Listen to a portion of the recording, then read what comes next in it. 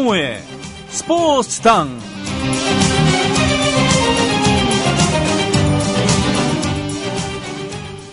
이거에 예. 본드에 다이나믹하죠. 예. 연습한 것 같아요. 어젯밤에. 이렇게 나와야 됩니다. 예. 스포츠 평론가 최동호 씨 모셨습니다. 예. 예, 안녕하세요. 예, 어제 그저께 끝났던 예. 피겨 스케이팅. 일요일 날 끝났죠. 그렇죠. 어저께가 일요일이었어요. 예. 그저께 그 쇼트 프로그램에서 그렇지. 80점을 최초로 넘었었고 80.60점. 예. 예. 어제는 150점을 넘지 못했습니다만 예. 그렇죠. 프리스케이팅. 예. 예, 약간의 실수가 있고 그래서 예. 더 돌아야 될 거를 못 돌고 그랬습니다만 그래도 뭐 그 정도 해도 예. 굉장히 잘했고 227점이었었는데 220점 넘어가면 굉장히 높은 점수이거든요. 그렇죠. 228점 얼마가 그 세계 기록이었고 예. 김연아 선수의 개인 기록이기도 했습니다만 이것은 세계 기록으로 남지는 않습니다만 아무튼 예. 김연아 선수가 왜 여제인가를 보여줬던 다른 선수들도 열심히 했습니다만 결국은 어쩔 수 없는 그런 예. 수준 제한 절감할 수밖에 없었던 그런 대회였어요. 그죠? 네. 그렇죠. 어제 보니까 저는 딱 한마디로 그냥 편안했어요. 편안하다. 네. 이렇게 점프 뛰고 빙판에 내렸는 랜딩이나 네. 자세나 연기나 보니까 굉장히 편안한 걸로 봐가지고 좀 믿어 의심치는 않습니다. 올림픽 가서 좋은 성적을 거두리라는 거를. 네, 저는 그런 생각을 했습니다. 김연아 선수의 경기를 보면서 편안한 느낌이 드는 이유 중에 하나는 예. 음악과 일체가 된 거거든요. 저는 음악을 하는 사람이니까 예. 음악에 억지로 몸을 맞춘다는 이런 느낌이 드는 게 아니라 예. 그냥 자연스러워요. 음악과 하나가 된 겁니다. 그러니까 춤을 추고 있다. 저는 그 반대. 어떻게 해요? 해설하시는 분들 이렇게 보면 탱고 강렬하고 막 이런 얘기 하는데 저는 이번에 아디오스 노니노 네. 이렇게 어려워요. 음악 자체만 들어보면은 네. 아직도 좀 이해가 안 예. 가고 그냥 김연아 선수만 좀 보는데 탱고 이래 이런 생각이 들 정도로 그래요? 좀 어렵더라고요. 예. 탱고라는 음악 자체가 예. 좀 그런 격렬한 그런 에너지가 필요한 음악이기도 합니다만 예. 그러니까 피겨 스케이팅에서 우리나라에서 세계적인 선수가 나왔다라는 것이 그냥 운동만 잘해갖고 된 게 아니거든요. 그렇죠. 연기라고 하니까. 예, 연기가 돼야 되는 것이고 예. 또 음악에 대한 이해도 있어야 되는 겁니다. 예. 그렇죠? 그리고 이제 예술적인 이런 그러니까 춤이 돼야 되는 거거든요. 예. 그러니까 여러 가지가 합쳐져야 되는 겁니다. 그렇기 때문에 피겨 스케이팅이 발전했다는 것은 그런 서양 사람들이 예전에 도달하려고 했었던 그런 근대에 이러저런 그 문화예술 체육이 합쳐진 그런 것이다. 이런 걸 수도 있겠죠. 예. 르네상스적인 우리 인간의 몸의 아름다움. 네네. 이 영혼을 표현하는. 네. 이제 그런 정치인이라고 봐야 되겠죠. 하여튼. 예. 그러니까 그런 거 했으니까. 예. 박태환 선수도 이제 서양 남자애들이랑 몸으로 이제 부딪혀갖고 예. 자유형 같은 걸로 한번 했으니까. 예. 이제 그런 거에 대한 컴플렉스는 좀 버리고. 예. 이제 좀 실생활 속에서 또 그런 저변이 확대됐으면 하는 이런 생각이 드는 그런 정초였습니다. 예. 예. 오늘 여운형 선생님 말씀해 주신다 그랬어요, 얘기. 예, 그랬죠. 예. 오늘 이제 여운형 선생님을 왜 말씀을 드리느냐. 네. 대한체육회, 그러니까 조선체육회 회장을 역임했기 때문에 그리고 이 조선중앙일보라는 언론사 사장으로 역임하면서 이 일제강점기 때 그렇게 어려웠던 이 조선체육의 부흥을 위해서 많은 애를 쓰셨거든요. 네. 그래서 이제 말씀을 드리려고 하는데 여운형 선생이 뭐 했던 분이냐? 네. 정체성이 뭐냐라고 하면은 한마디로 딱 잘라서 말씀드리긴 좀 쉽진 않습니다. 일단은 독립운동가이기도 하시고요. 그렇죠. 또 정치가이기도 하시고. 정치가이기도 했습니다. 또 혁명가라고도 볼 수는 있습니다. 왜냐하면 이 고려공산당에 가입을 하셨고 네. 이 공산주의 운동을 실제로 하셨었거든요. 그렇군요. 그리고 또 체육인이기도 하고요. 그리고 지주인데 노비를 해방시키기도 했었죠. 예, 분이었어요. 여행사 사장도 하셨고. 그래요? 그리고 힘들 때는 서점에서 점원으로 일하기도 하셨습니다. 정말 르네상스인이었거든요. 네. 참 스펙타클 하죠? 네. 그런데 이분은 한마디로 말씀드리면은 그러니까 결국에는 일제시대하고 이 해방 공간에서 네. 우리 민족의 독립과 통일 정부 수립을 위해서 애쓰셨던 분이다라고 이제 말씀을 드릴 수가 있거든요. 네네네. 그런데 우리가 이 여운형 선생에 대해서 이렇게 얘기하고 좀 연구 자료라도 좀 들춰보고 이렇게 할 수 있었던 게 불과 몇 년 사이예요. 그 전까지는 여운형 선생은 우리나라 이 남쪽에서는 금기시했던 인물이었었죠. 네. 왜냐? 조국의 독립을 위해서 이분은 공산주의를 선택해가지고 공산주의 활동했는데 바로 이 부분 때문에, 그러니까 뭐 좌빠르기 때문에 언급해서는 안 되는 인물이었었죠. 예. 이제 DJ 정부 들어오면서 그 노무현 정부 때 많은 반대를 무릅쓰고 이 독립유공자로 추서가 돼가지고 훈장을 뒤늦게 받게 된 분이기도 합니다. 그런 거였군요. 예. 네. 근데 제가 봤을 때는 여운형 선생이 공산주의자냐 아니냐. 네. 이거에는 저는 좀 이견이 좀 있거든요. 네. 왜냐하면 이분은 제가 봤을 때는 진정한 공산주의자는 아니었습니다. 왜 공산주의 활동을 했느냐. 네. 라고, 이때 뭐 나중에 조금 이제 말씀을 드리겠습니다만 제가 보기에는 조국 독립운동의 일환으로 이 공산주의 사회주의를 선택을 한 거죠. 왜 선택을 했느냐. 네. 독립운동을 하려고 하는데 이분이 해외에 나가서 보니까 일개 개인으로서 또 조선민중만의 이 힘으로는 도저히 어렵다는 것을 알게 된 거죠. 그래서 이 국제적인 연대를 해야지 되는데 그 당시에 1910년대, 20년대에 이 전 세계를 그 태풍처럼 몰아휘몰아쳤던 해방운동의 이념은 네. 바로 사회주의, 공산주의 사상이 있었잖아요. 그렇습니다. 실제로 많은 네. 젊은이들이 거기에 경도가 됐었었고, 네네네. 그래서 국제 연대를 위해서 이분이 공산주의 활동을 저는 한 것이라고 봅니다. 네. 왜냐, 그것이 증명이 되죠. 해방이 된 이후에 이 사회주의자들과 이 공산주의자들이 이제 이 우리나라에 들어와가지고 네. 사회주의 국가 건설을 위해서 일로 매진을 하죠. 네. 그러면서 이제 좌우가 극심한 이념 대립을 벌이는데 이분은 좌우 합작 운동을 벌였잖아요. 그렇습니다. 또 왜냐? 좌든 우든 일단은 이 한반도 안에는 우리 민족만의 통일 정부를 수립시켜 놓고 나중에 좌우를 따지자는 그런 뜻이었었거든요. 네. 근데 이것이 결국에는 좌에서 보면은 우보다 더 나쁜 놈, 네. 우에서 보면 좌보다 더 나쁜 놈. 왜냐하면 우리가 헤게모니를 장악해야 되는데 예. 합치라 그러면 도대체 어떻게 하나 어쩌란 말이냐 이렇게 된 거니까. 그래서 그 짧은 시간 동안에 한 그 좌와 우로부터 네. 10번 이상의 암살 시도, 테러 시도를 당하기도 했었거든요. 네. 결국에는 이제 흉탄에 들어가시게 되지만 이런 이제 인생 역정을 살아오셨던 분이죠. 네. 그렇군요. 지금 귀요미 김용민님께서 참 닉네임 참 귀요미 김용민 네, 이모티콘까지 이렇게 여운형 선생님 상당히 거우시죠 하면서 이렇게 저 사진이 진짜 지난번에 말씀드렸죠. 그렇죠. 예. 체조 교본에 실렸던 사진입니다. 네, 연세가 꽤 됐을 때였는데, 그죠? 그니까 조선 축구협회 회장직에 있었을 때. 네. 네. 상당히 탄탄한 미남이죠? 몸. 예. 그리고. 미남에다가 탄탄한 몸, 그리고 눈빛도 아주 형형해요. 그죠? 예. 예. 자, 이분께서 우리 조선 체육에 미친 영향에 대해서 지금 오늘 하나하나씩 또 풀어봐 주시죠. 예, 그렇습니다. 근데 이분이 그 경기도 양평, 네. 경기도 양평의 그 야서면 신원이라는 곳에서 1886년에 태어나셨거든요. 예. 신원역에서 걸어가면 돼요. 가봤어요. 신원역 아세요? 예. 거기 기념관도 있고 그렇잖아요. 예. 거기서 공연했었어요. 그러셨구나. 네네. 이 경기도 양평 분이신데요. 네. 여운형 선생이 태어나기 전에 이 부모님들이 위로 3남매가 있었습니다. 여운형 선생의 3남매가. 예. 3남매가 모두 사별했어요. 그 부모님과 모두 죽었다는 얘기죠. 아이들 다 잃었다는 얘기인가요? 예. 네 번째로 아들인 여운형 선생이 태어난 겁니다. 네. 종손집이었었는데. 네. 얼마나 많은 귀여움을 받았겠습니까? 그렇죠? 그렇겠네요. 네.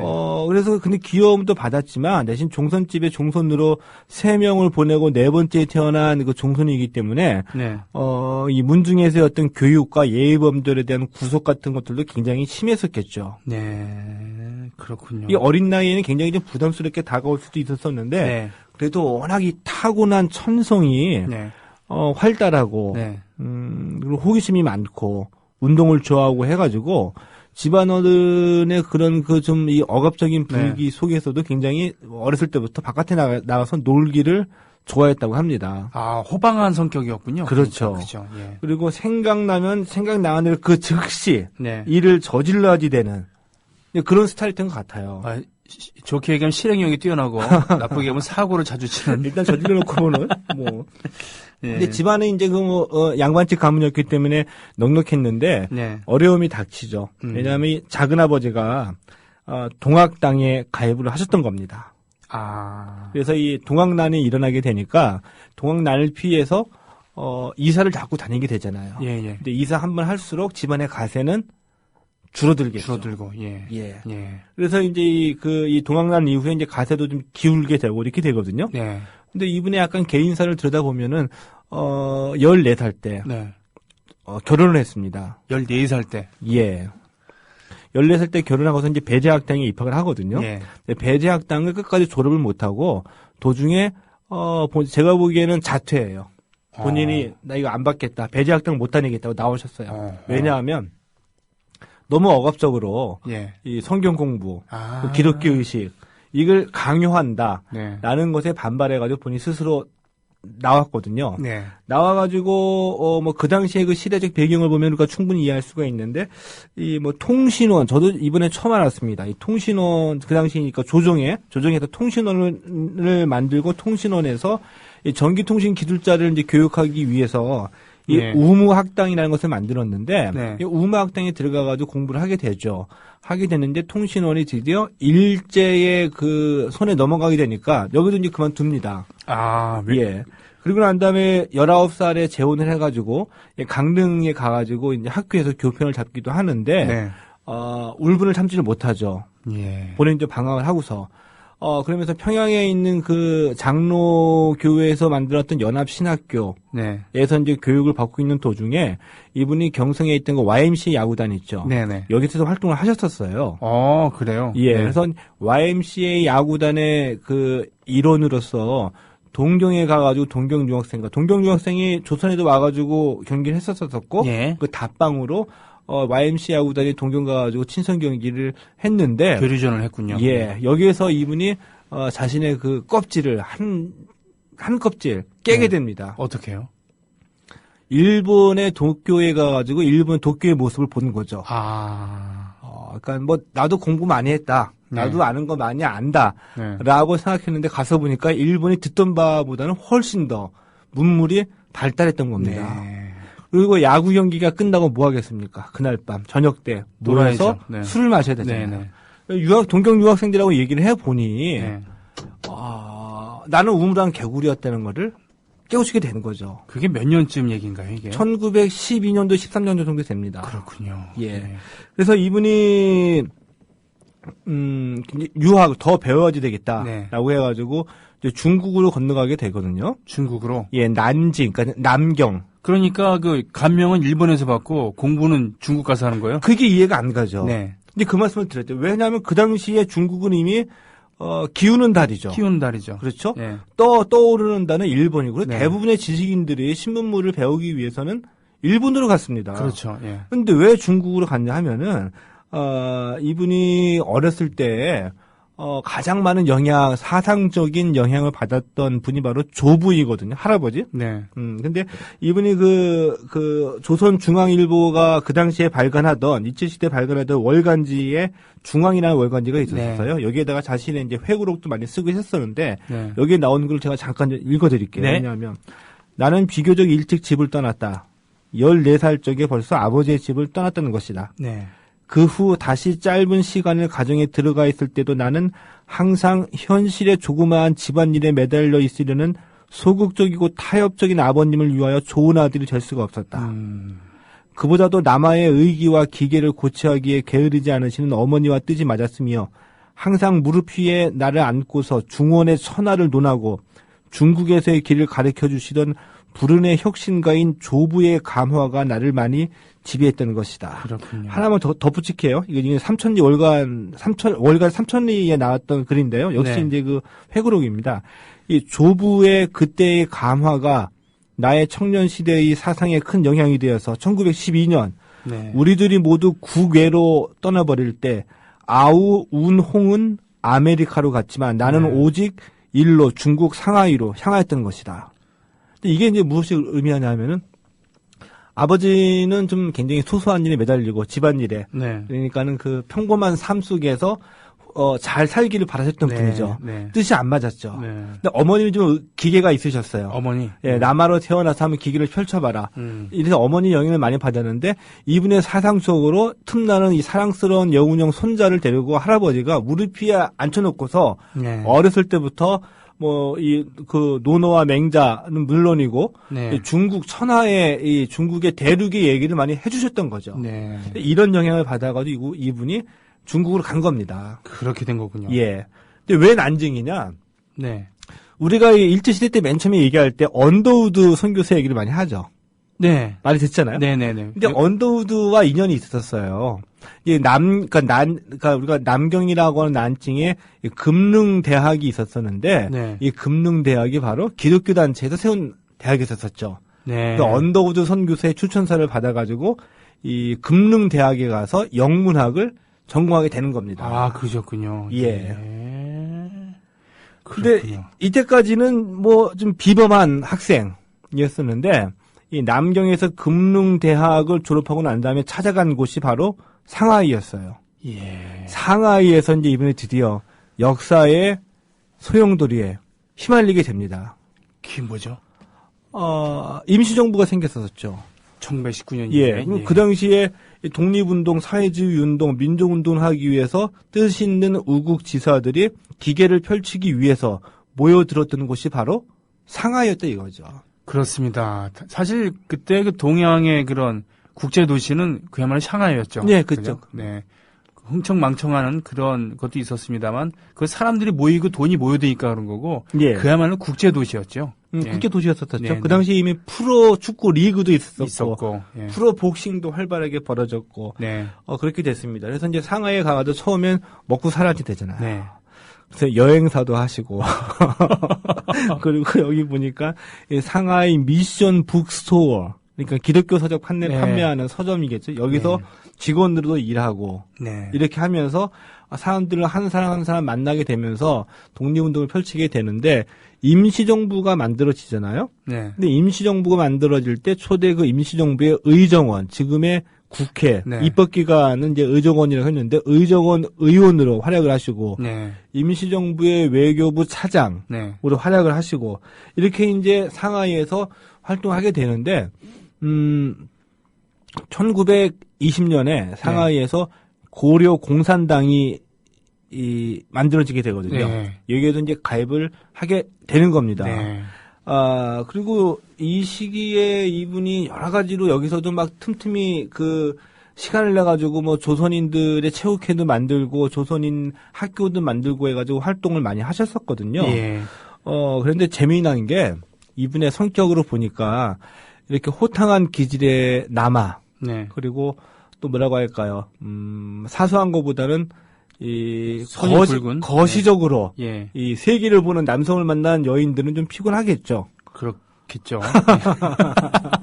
그렇겠죠? 자유로운 영혼들의 울부짖는 처자식 뭐 이런 얘기도 있지 않습니까? 예, 그렇죠. 그래가지고 이분이 나중에 이제 한번 그 일제에 검거가 돼가지고 재판을 받게 되는데 네. 그 당시에 이제 공판 기록을 한번 제가 찾아봤습니다. 찾아보니까 좀 재미가 있어요. 뭐냐 하면은 재판장이 물어봅니다. 네. 가족은 그러니까 이제 대답을 하십니다. 처와 아이 여성이었는데 여기 와서 또 아이들을 낳아 나까지 8명이 외다. 재판장이 처는 무엇을 하나 대답하십니다. 아우의 집에 있어. 재판장 생활은 별 방법이 없고 아우가 도와서 살고 있어. 재판장이 묻습니다. 왜 그렇게 자주 직업을 바꾸게 되었는가?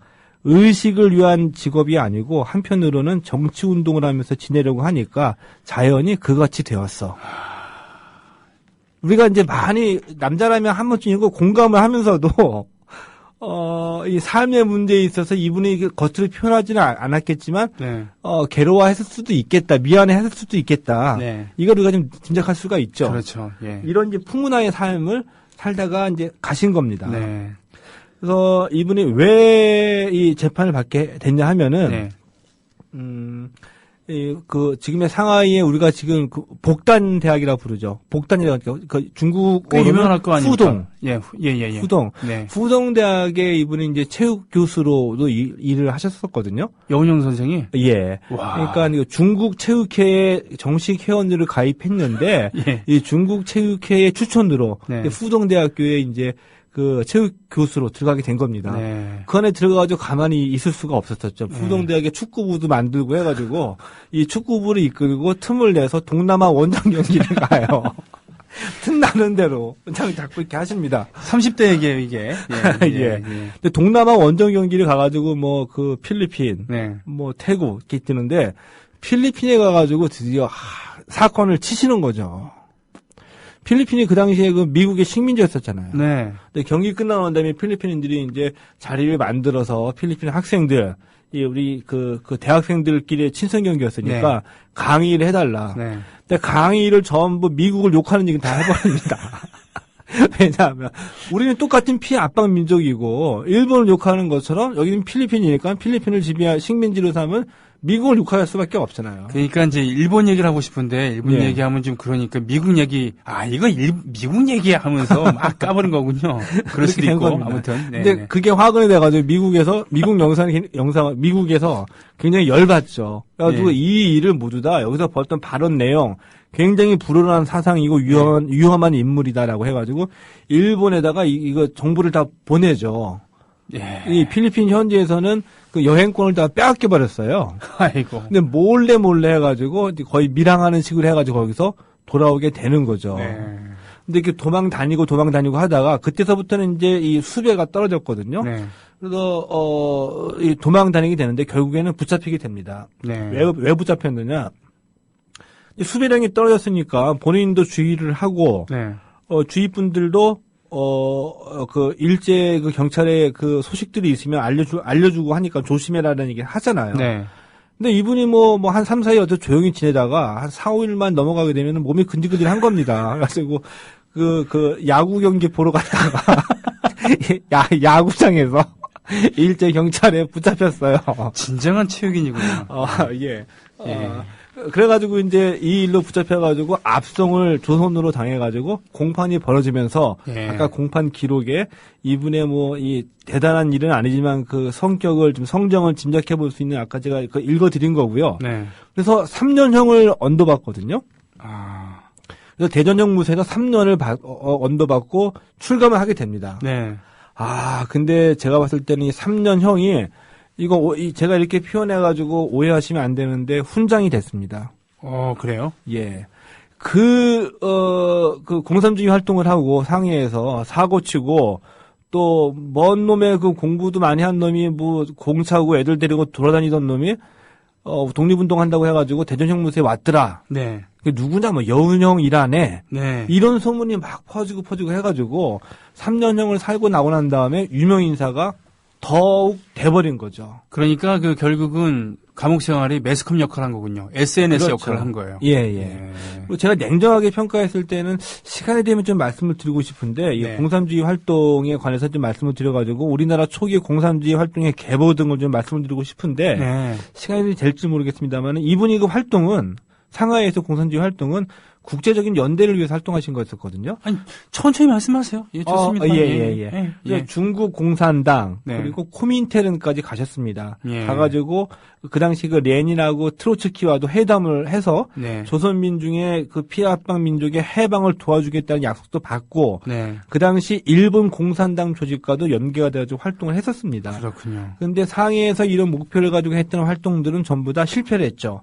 혁명가로서만 본동한다면 저는 실패한 혁명가라고 봅니다. 네. 체육인으로서는 굉장히 성공을 하셨었고. 네. 그래가지고 일단 대전형무소에서 나오자마자 유명인이 돼버린 거죠. 3, 4년 이렇게 됐나요, 그러면은? 그렇죠? 1930년대 들어서 일이죠. 그런가요? 예. 지금 보니까 1925년 샹하이 운동장에서 야구부 코치 때 사진 귀요미 김영민님께서 올려주신 야구부 코치 때 사진도 있었습니까? 축구뿐만 아니라 야구도 예, 코스염은 그때도 기록이 있었고요. 카이저스미라고 그러죠. 네네. 예. 1934년 영국에서 온 축구팀과 함께 이 대회를 주최하고 경기에서 심판까지 보셨다고라고 하는 그런 사진도 있고요. 예. 예, 그랬군요. 근데 이분이 왜 체육인으로서 제가 이 스포츠밖에 못한 자가 얘기를 하냐 하면은 네. 본격적인 체육인으로서의 그 한국 체육에 조선 체육에 도움을 주신 인들은 이 대전형무소에서 출감하고 난 이후서부터 네. 펼쳐지게 되는 거죠. 왜냐하면은 체육을 해야 되겠다. 영입 제안을 받습니다. 어디에서? 어디서요? 조선중앙일보라는 신문사에서 사장으로. 그래요? 예. 조선중앙일보사 사장으로 가게 된 거죠. 예. 그래서 신문사 사장으로서 온갖 체육대회를 개최하고 지원하고. 맞아요. 그러면서 선수들을 배출하고. 그러면서 신문사 사장에서 체육에 관심을 갖고 있다 보니까 조선체육회 이사로 가고 조선농구협회 회장이 되고 뭐 축구협회 또 회장이 되고 네. 수많은 체육단체의 장들을 맡으면서 체육을 부흥시키기 위해서 애를 쓰게 된 거죠. 네. 체육이 중요하다는 그런 생각을 하고. 예, 그렇습니다. 네. 그래서 이제 이 형무소에서 나오게 되면서 이제 조선중앙일보사 사장으로 취임을 하시게 되거든요. 네. 조선중앙일보사 사장으로 계실 때 많은 그 대회를 개최했는데 네. 이분이 왜 체육을 지원을 했느냐. 라고 네. 했던 대표적인 이분의 그 말씀을 빌어가지고 제가 한번 말씀을 드려볼게요. 이게 네. 뭐냐 하면은, 이 1933년에 제가 이 체육사 얘기할 때 권투 얘기하면서 성의경 선생이라고 네. 조선체육의 아버지다. 네네. 조선권투구락부를 만들어가지고 와세다 대학 팀도 데리고 와서 친선 경기하고 이런 말씀을 드렸는데 네. 이 성의경 선생의 조선권투구락부가 주최했던 그 일본 센슈대학교 초청 경기가 있었거든요. 네. 이거 역시 이제 조선중앙일보가 후원을 했는데 여기서 여운현 선생이 축사를 합니다. 네. 이 축사 잠깐 들어보면은 왜 이 체육을 장려했는지를 알 수가 있죠. 아, 예. 궁금하군요. 복싱 대회였었거든요. 네. 권투 정신은 피를 흘리면서도 싸우고 예. 다운이 돼도 다시 일어나 싸우는 권투 정신은 우리 청년들이 의당 본받아야 할 훌륭한 정신이다. 남성답게 씩씩하게 싸우라. 네. 비겁하지 않게 정정당당히 스포츠맨십으로 싸우라. 나는 청년은 내 남을 가리지 않고 좋아한다. 무릇 청년은 진리와 정의를 위해서는 목숨도 아끼지 않는 불가슴을 안고 있기 때문이다.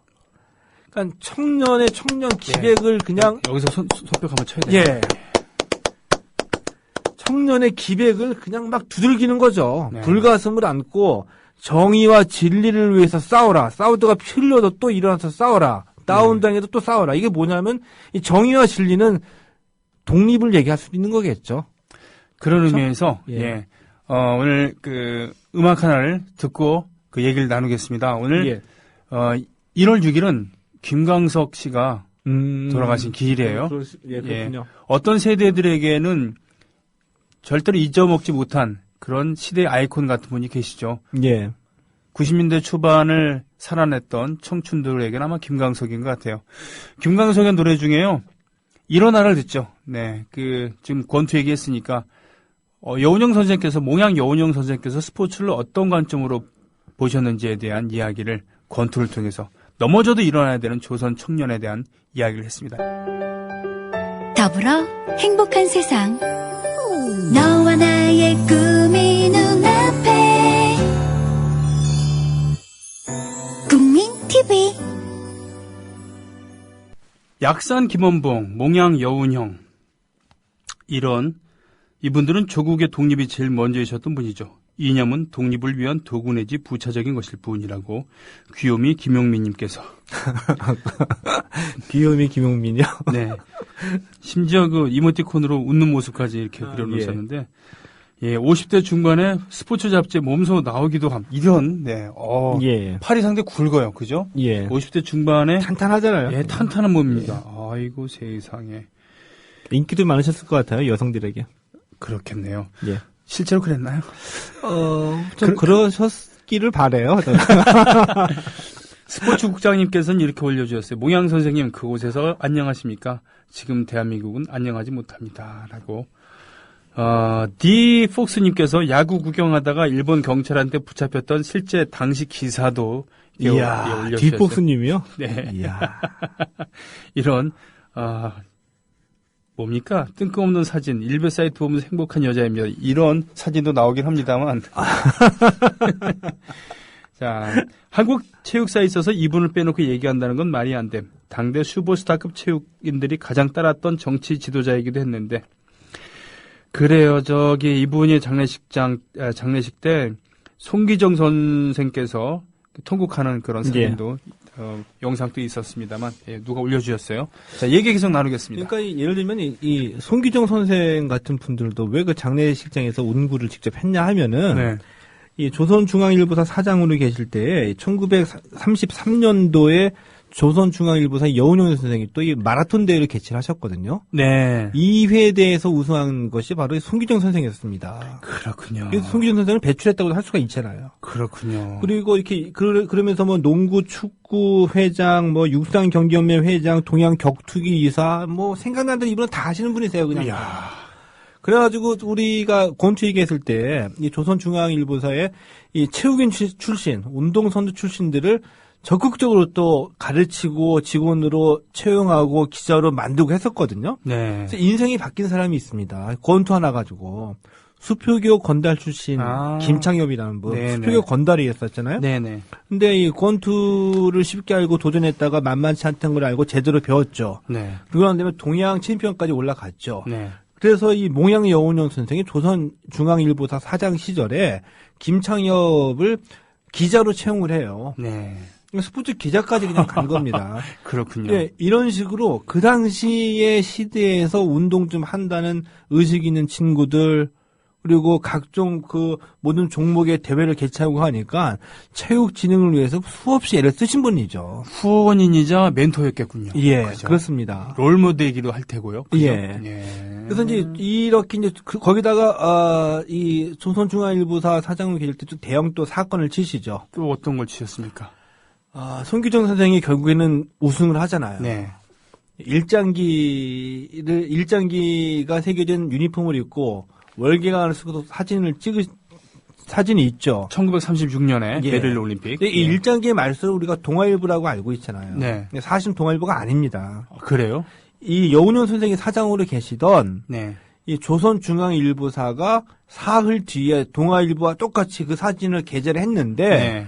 조선중앙일보는 일장기를 말소했어요. 네. 근데 동아일보는 일장기를 그대로 새겨서 그대로 보냈거든요. 네네. 그리고 그로부터 한 일주일 뒤에 동아일보의 그 이길용 기자가 예, 그 사진 동판을 빌려가지고 네. 다시 이 일장기가 말소된 사진을 동아일보에 실은 거였었거든요. 동판을 빌렸다는 얘기예요? 예. 조선중앙일보의 그 동판을. 예. 근데 이 똑같이 이제 일제 입장에서는 조선중앙하고 동아하고 제재를 가야지 되잖아요. 네. 그래서 회유와 압박을 가했습니다. 네. 근데 동아일보는 살기 위해서 회유와 압박을 받아들였고 네. 여운용 선생은 거부해서 자진 폐간을 했죠. 그러니까 그게 지금 조선일보에 선조온 거예요? 그 조선중앙일보가? 다른 겁니다. 다른 이름만 겁니까? 그냥 나중에 예. 중앙일보 갖고 온 거였었는데 네. 결국에는 여기에서도 그냥 막 살아남은 자가 강한 자가 돼가지고 동아일보가 일장기 말소의 그런 영광을 갖고 있기는 한데 네. 출발은 조선중앙일보였었습니다. 그렇군요. 그래서 이 얘기들을 다음 시간에 조선중앙일보사 사장으로 취임하면서 네. 그리고 해방공관에서 이분이 또 코레아란 이름으로 네. 정부가 수립되기도 전에 IOC에 우리나라를 가입시키는 역할을 하게 되거든요. 예. 이 얘기들을 자세하게 좀 하도록 하고요. 네. 오늘은 이분이 왜 그동안 우리 역사에서 지워져야 됐느냐. 네. 고려공산당에 가입한 그 이유 가지고 네. 그 얘기를 잠깐 해보려고 하는데 네. 4분 가지고는 좀 부족합니다. 아, 그렇군요. 아쉽습니다. 그러니까 예. 1900년대에 네. 이 초기 자본주의의 모순이 극에 달하죠. 네. 계급 갈등이 막 생겨나잖아요. 자본가와 노동자들. 이에 대한 반동으로 뭐가 나타났습니까? 우리 살아야 되니까 작용과 반작용으로 사회주의 사상, 공산주의 사상이 나타났죠. 네. 근데 전 세계에 들불같이 번졌습니다. 그 당시 시대적 배경에서는. 왜냐? 뭐 한 줌도 안 되는 자본가들에 의해서 극도의 착취 속에서 모두가 힘들었었잖아요. 네. 당연히 들불처럼 번지는데 이게 가장 먼저 현실화된 것이 어디였습니까? 러시아였었죠. 그렇죠. 러시아에서 혁명이 일어납니다.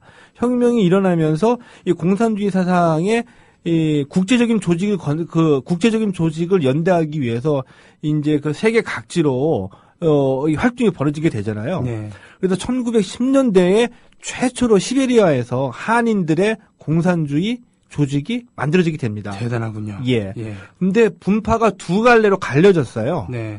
하나는 이동희 선생이 만들었던 서부 시베리아 중심의 그 한인 사회당이 있었고요. 네. 또 하나는 동부에서 김철현 선생이 이끄는 볼셰비키당 한인 지부였습니다. 네. 근데 이 분파가 두 개가 돼가지고 결국에는 나중에 그 자유시 참변이라고 하는 비극적인 사건도 벌어지게 되는데. 1920년 초에 20년 예. 네. 근데 이동희 선생이 이끄는 이 한인 사회당은 목적이 민족해방 투쟁이었었죠. 네. 그래서 이 사회주의 사상으로 우리가 무장을 해서 일제 압박을 벗어나자는 노선이었었고, 네. 이 볼셰비키당 한인 지부는 그 이름 그대로 조선인들을 볼셰비키 혁명에 동원하기 위해서, 네. 그러니까 진짜 골수 공산주의자들을 길러내는 그런 분파였었죠. 국제사회주의 뭐 이런 느낌 주는. 예, 네. 그렇죠. 민족의 독립이나 이런 게 우선이 되는 게 아니라. 예. 예. 그래서 이 민족해방 투쟁에서도 이 볼셰비키당 혁명 지부 김철현 선생이 이끄는 조직은 민족해방과 사회주의 혁명을 동시에 건설하자는 그 주장이 있었었고요. 네. 이 한인사회당은 이동희 선생이 이끄는 한인사회당은 이 민족해방 투쟁에 먼저 해방이 먼저다. 네. 그 다음에 프롤레타리아 독재를 거치고 난 다음에 사회주의 혁명으로 가진다라고 주장을 했습니다. 예. 그래서 이분은 이제 상해에서 상해파 고려공산당을 만들 때에 이 여운현 선생이 고려공산당에 가입을 하는 거죠. 네. 김철현 선생의 그 분파를 우리가 이르쿠츠쿠파 고려공산당이라고 얘기하는데요. 네. 여운현 선생은 이르쿠츠쿠파 고려공산당에 또 가입을 했어요. 허허. 왜냐? 도움을 받을 수 있는 건 다 도움을 받자. 네. 무엇을 위해서? 조국 해방 투쟁을 위해서. 예. 이런 일이 있었죠. 그래서 이분이 1922년도에 그 코민테른이라고 있죠. 네. 코민테른이 네. 1922년도에 그 모스크바에서 네. 피압방 민족 대회를 열었거든요. 네. 그 중국과 조선 이런 등등의 피압방 민족 해방시키기 위한 연대 조직을 만들려고 네. 여기에 참가를 하게 됩니다. 근데 이때가 원래는 모스크바가 아니라 이르쿠츠크에서 열리게 돼 있었었는데 네. 이 여운형 선생 일행이 대회에 참가하기 위해서 출발하죠. 네.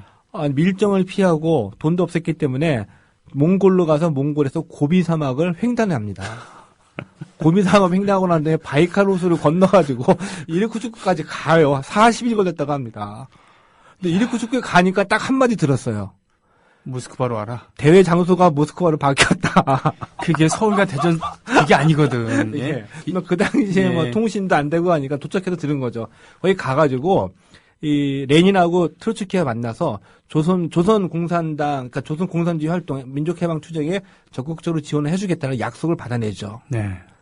이런 생각으로 이분은 공산주의 활동을 한 거였었거든요. 그렇군요. 예. 사실 호치민도 민족주의자였잖아요. 예. 그죠? 네. 예. 거기에 이제 그 사회주의나 이런 것은 바로 민족해방을 위한 그런 방편으로 받아들인 거였고, 코민테르는 3차 인터내셔널이라기도 했던 그런 예. 얘기 있습니다만, 전 세계 이제 사회주의적인 사상을 이렇게 전파해갖고, 피아파 민중주의, 피아파 민중을 해방시켜야 된다. 예, 민족을 예. 해방시켜야 된다라고 하는 일국 사회주의가 아니라, 이거를 공산주의 월드죠. 그렇죠. 커뮤니스트 월드를 만들기 위한. 네. 예. 그런 거였군요. 이렇게 해서, 사상운동가, 이거 정치 지도자이기도 했습니다만, 무엇보다도 민족주의에 투철했었던, 그리고 그것을 민족해방을 이루기 위한 방편 중에 하나로 체육을 이렇게 적극 활용하셨던. 그래서 그런. 본격적인 얘기는 다음 주에. To be continued 하겠습니다. 예. 예. 최동호 씨와 함께한 스포츠당, 오늘 2004년 첫 회 시간 마치겠습니다. 고맙습니다. 예, 고맙습니다. 네. 오늘 새로 가입해주신 분들, 많습니다. 부산 해운대구에서 드래곤 0224님, 해운대구 반여일동에서, 예, 똑같은 주소네요. 마인드독 919님, 반갑습니다.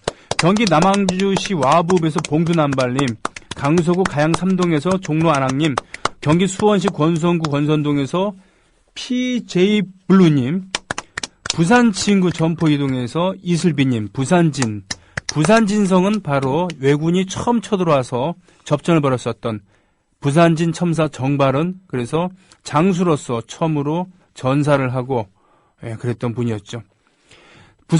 제주시 이도의 이호도 좌수비님 반갑습니다.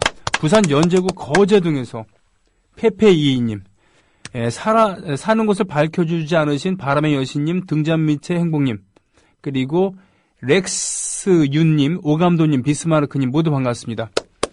전주 무주군 적상면에서 신평님, 서울 영등포구 물레동 3가에서 블랙홀 리턴즈님께서 오셨습니다.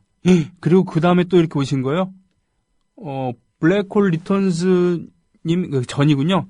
맥스 데미안님, 그리고 JJ 팡님, 사는 곳을 밝혀주지 않으신 분, 이 두 분이 오셨고요. 또 경기 이천시 중일동에서 수누피님께도 오셨습니다. 반갑습니다. 모두 반갑습니다. 우리 진성조합원이라고 하면 그렇고, 하여튼 출자를 하셨던, 조합원님께서 2만 명이 가뿐히 넘은 채로 새해를 맞이하고 있는 요 시점입니다. 오늘 방송 마치겠습니다. 애국시민 여러분, 회동포 여러분, 그리고 동네 주민 여러분, 저는 내일 뵙겠습니다. 고맙습니다.